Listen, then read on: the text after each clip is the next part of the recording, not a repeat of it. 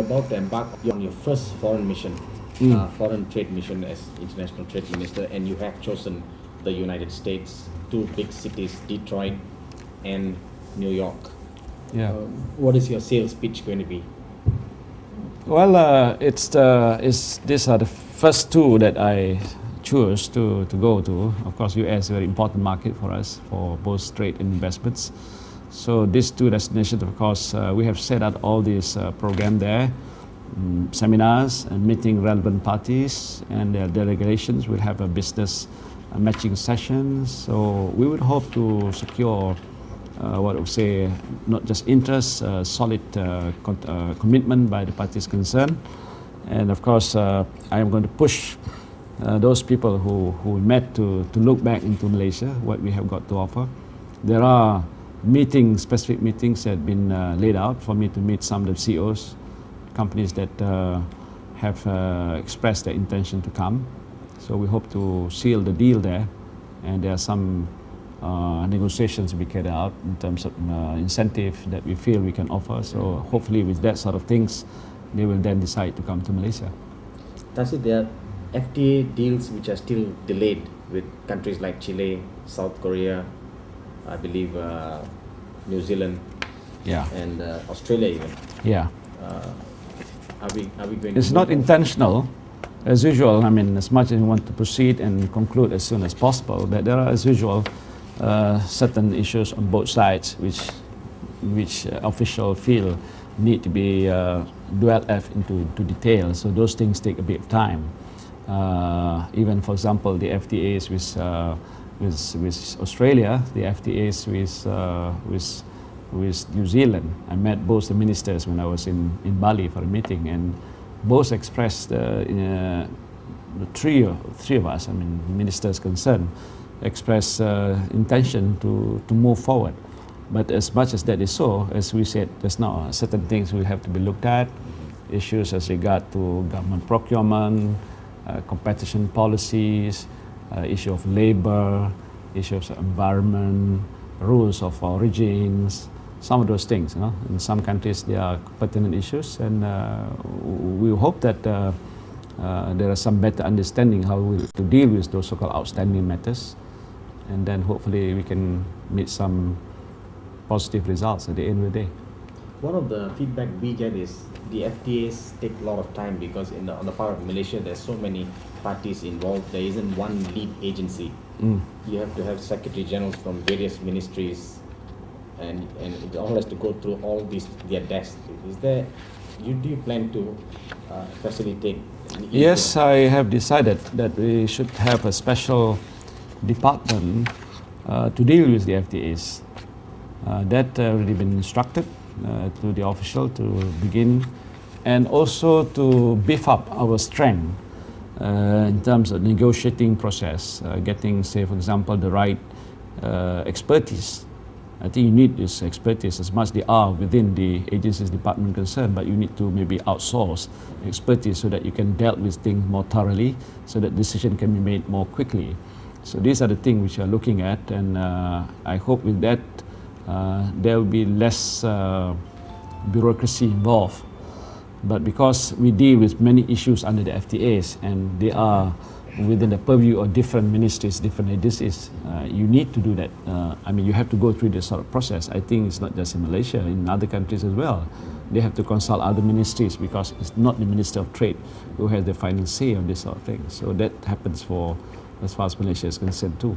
So when you say a special department, there will be a lead negotiator on the part of Malaysia? They not say a lead negotiator. Of course, sometimes different parties take the lead in different areas, of course, but this sort of department within the ministry will look into not only what we already have in negotiation, but looking into potential FTAs that we want to pursue.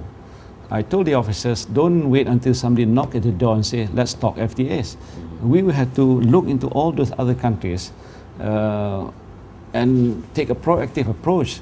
But before any move to be made to, say, some countries A to start negotiation on the FTAs, you got to really do a thorough study. What are the benefits if you want to proceed along the line? And the moment you find there's some definite benefits moving forward, Then you start moving to the countries concerned and say, let's start talking about the FTAs.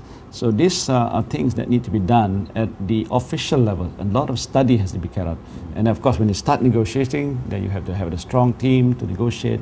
You have to know all the facts and figures. You have to know what you are asking for and what you can concede, what you cannot concede. You know, those processes are many, sometimes are more technical than just policy matter.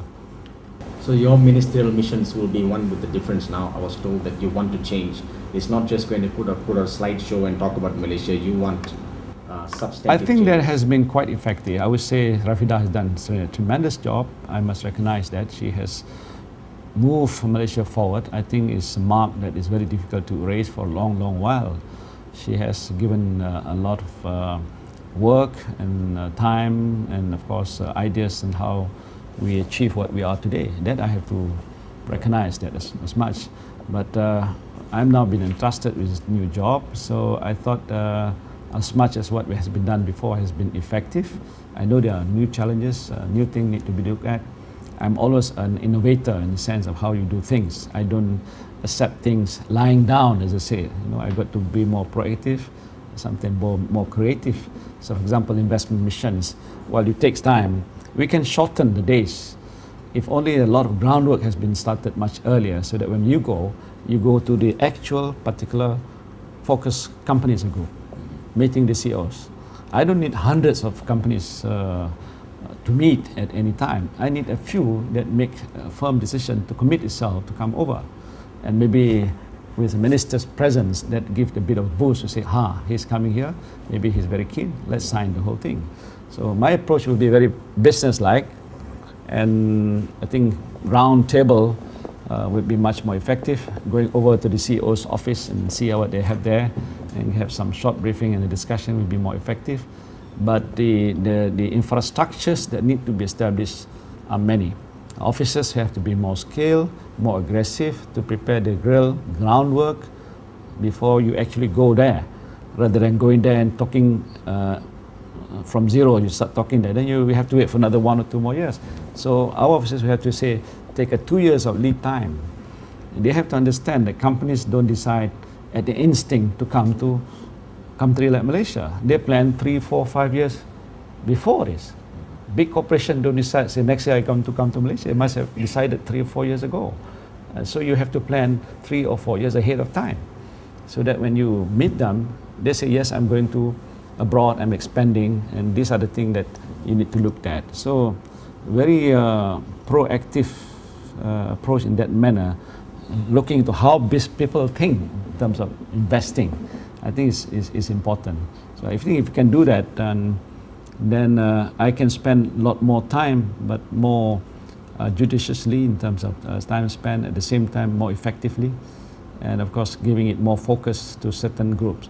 For example, I would want to go into the oil and gas as an industry, for example. How do you do that? Where do you go to procure the number of capitals and expertise? Is it UK? Is it Europe? Is it Japan? Is it US? These are the things which our officers will have to study and say, okay, and I want to go to the Middle East. They see a lot of money floating around. The Arab funds, the Kuwaiti funds, a lot of people in trillions of dollars floating around. Be ready to put in some very concrete projects, and we can't just forget about those things. So there will be very specific missions just to go there and talk to the few people. And when there are certain cases where the highest of profile, like the Prime Minister, need to come down and talk to some of the chief and sheikhs or the Amir or whatever it is in that case, for example, then we could do so. So that aggressive approach, I think, would be more meaningful, I would say. Thank you very much, Tan Sri, for your invaluable time. I wish you a very successful trip to the United States. Thanks for joining me. I'm Paul Gabriel from The Star, Malaysia.